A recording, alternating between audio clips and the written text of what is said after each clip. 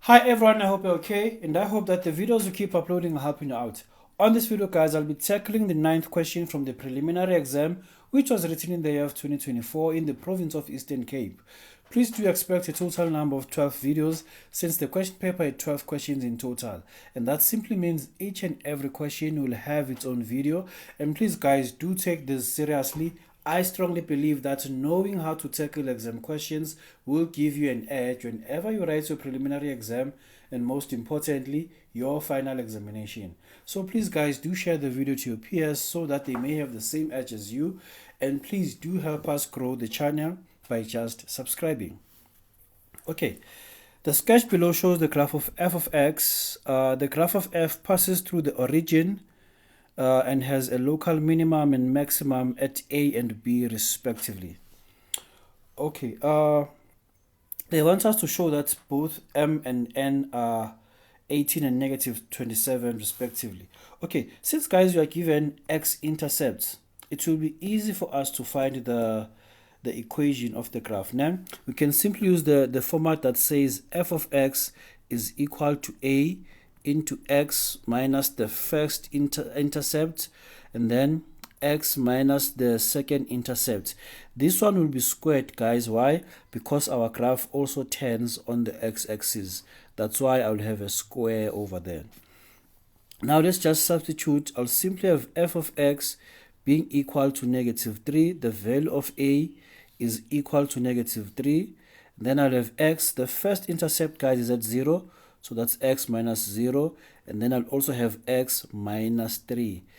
All I need to do guys, whenever I write my factor over there, I just need to change the sign of the x value. And that is squared. Please remember that. So f of x guys is basically negative 3x into x minus 3 all squared. Nah?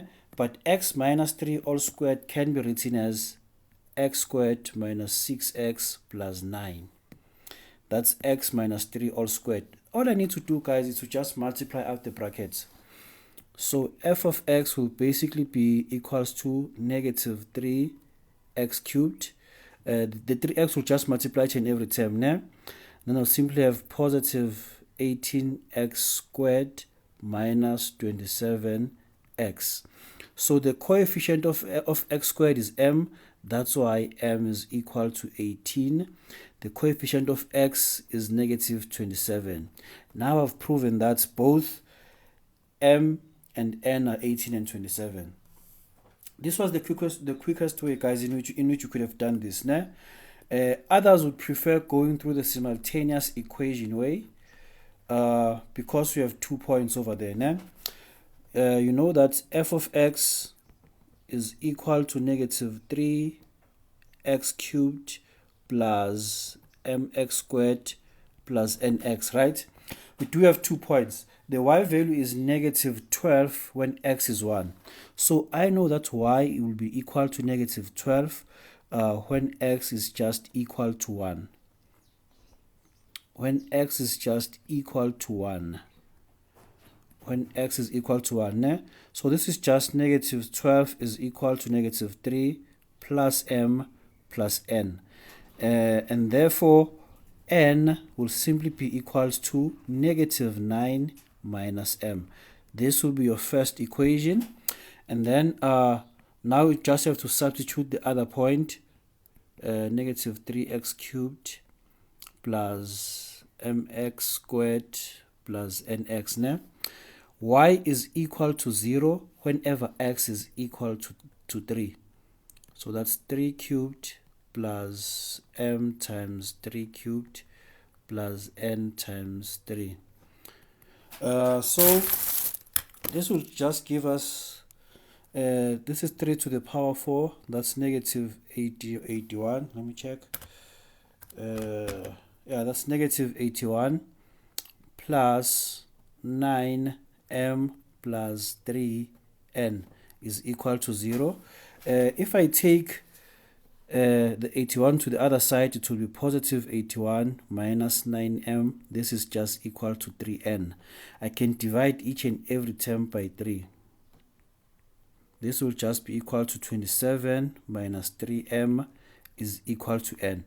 This is our second equation. Equation 1 is equal to n. Equation 2 is equal to n. I can therefore conclude that equation 1 is equal to equation 2. Then negative 9 minus m will equals to 27 minus 3m. Are you together? 27 minus 3m. Okay, and then 27 plus 9 is equal to 36. If I bring the 3m to the other side, guys, it will be positive, ne?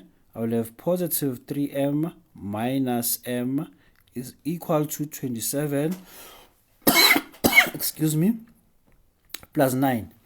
I'm grouping the like terms.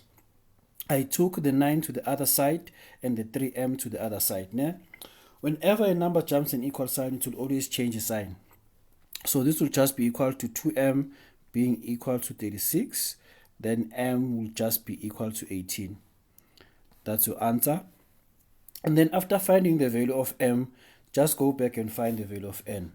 So n will simply be negative 9 minus 18, which is just negative 27. This is the second way, guys, in which you could have calculated the values of m and n. But I prefer the first one, guys, because it was just easy. It was just easy. Okay, now let's move on.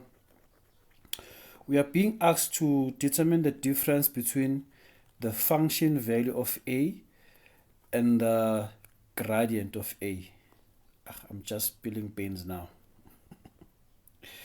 Okay, remember that, guys, if ever you have an x value, whenever you substitute your x value in the derivative, you will simply get the gradient of a tangent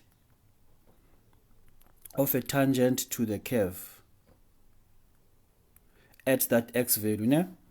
You'll simply get the gradient of a tangent to the curve at that x value. But if you substitute an x value on the original graph, you'll simply get the corresponding y value. Or you can say you will get a function value. So the difference between the two is that this guy over here is a y value, and then this one is the gradient of a tangent when x is equal to a. That's the difference, guys. Ne? Okay, and then now we are told that g is a tangent to the curve of f of x at the point of inflection. Let's deal with that statement first. Ne? G is a tangent to the curve at the point of inflection. Okay, how can you find the point of inflection? The x value at the point of inflection, guys, you can simply take the second derivative, equate it to 0, solve x, or just find the average of your x value at the local minimum and the x value at the local maximum. Ne? So the x value at the point of inflection is basically 1 plus 3 over 2. So the answer is just equal to 2. This is the x value where our graph changes concavity. We were told that g of x is the excuse me, g of x is the gradient, rather is the tangent to the curve at the point of inflection. How can I find the gradient of g of x? By simply finding the derivative. Remember that, guys, f of x is equal to negative 3x cubed plus 18x, plus 18x squared minus 27x. Ne? So the derivative is just equal to negative 9x squared plus 36x minus 27. So whenever, guys, I substitute the value of 2, the x value at the point of inflection, this will give me the gradient of the gradient of the tangent to the curve at x is equal to 2. So I'll simply say negative 9 times 2 squared plus 36 times 2 minus 27. Negative 9 times 2 squared plus 36 times 2 minus 27. So the gradient is just equal to 9. So therefore, guys, my g of x, which is the tangent to the curve at a point of inflection, will simply have an equation of 9x plus the y-intercept. This will be the equation of g of x. Né? But we are not asked to find the equation of g of x. The question continues. We are being asked to determine the equation of h of x, the straight line that is perpendicular to g of x and passes through the origin. Okay? The straight line passes through the origin and is perpendicular to g of x. So this simply means that the gradient of h multiplied by the gradient of g should always give me -1. Why is that? Because the two lines are perpendicular to one another. So therefore, the gradient of h will just be equal to -1 over 9. Are you together? So this will be the gradient of h. Are you together, guys? So I was told that my graph of h of x passes through the origin. So I don't need to worry about finding the y-intercept, because the equation will just be equals to, will just be in the form of y is equal to mx. C, I already know is 0. Why? Because the graph passes through the origin. So the equation of h of x is basically mx. If I know the gradient, I can find the equation of h of x. So therefore, the equation of h of x is equal to -1 over 9x. This is the equation of h. Are you together? Okay. H of x is equal to -1 over 9x. Okay, now I'm supposed to, I'm asked that for which values of x will the graph be concave up. My graph is concave up if and only if the second derivative is greater than 0. Are you together? For me to answer this question, guys, it's quite simple now. Since I know the x value at the point of inflection, that's just equal to 2. And since the value of a was negative, I can therefore conclude that my graph will be concave up when x is less than 2. But if you're not sure with that, guys, don't worry, I got you. Simply go and find your second derivative, equate it to 0. Rather, not equate it to 0, right? But make it to be greater than 0 and then solve x. Now, okay, let's go and do so. F of x is equal to -3x cubed plus 18x plus, not plus, but minus 27x. Are you together? And then the derivative will simply be, the first derivative will simply be -9x squared plus 36x minus 27. And the second derivative will simply be -18x plus 36.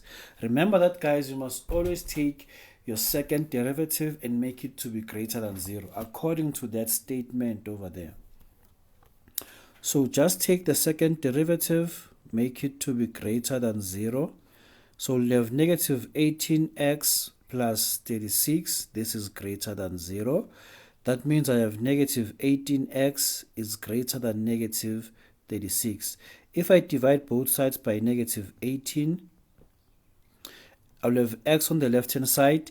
I'm dividing both sides by a negative number, so the sign of the inequality will change, and hence -36 rather over -18 will simply give me an answer of 2.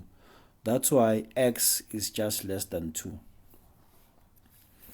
Okay, and then now, guys, you are told that the function t is defined like this, and we are told that it has the following properties. It has 3 x-intercepts. The first one is at -3. Second one is at +3. And the third one is at the origin. Why do I say these are x-intercepts? Because there's only one place where the y value is 0. That's on the x-axis. Are you together? So since, guys, the value of a is positive, I know that my graph is supposed to look like this. So my graph will simply look like this. My graph will simply look like this. I will have -3, 0, and +3. That's y, 0, and x-axis. And then I was told that the x values at turning points, that's -1, 1,5, and the other one is +1,5. So the -1,5 is at maximum. Let me indicate that with blue. -1,5, and then the minimum value is at +1,5. +1,5. That's the minimum value. So that's how, guys, we're supposed to draw. Yeah, that's how you're supposed to draw your graph without even finding the values of B and C, by just following these properties that we were given there. So yeah, that's how, guys, we should have tackled the cubic function equation. So please, guys, do stay tuned and wait for more videos. Thank you.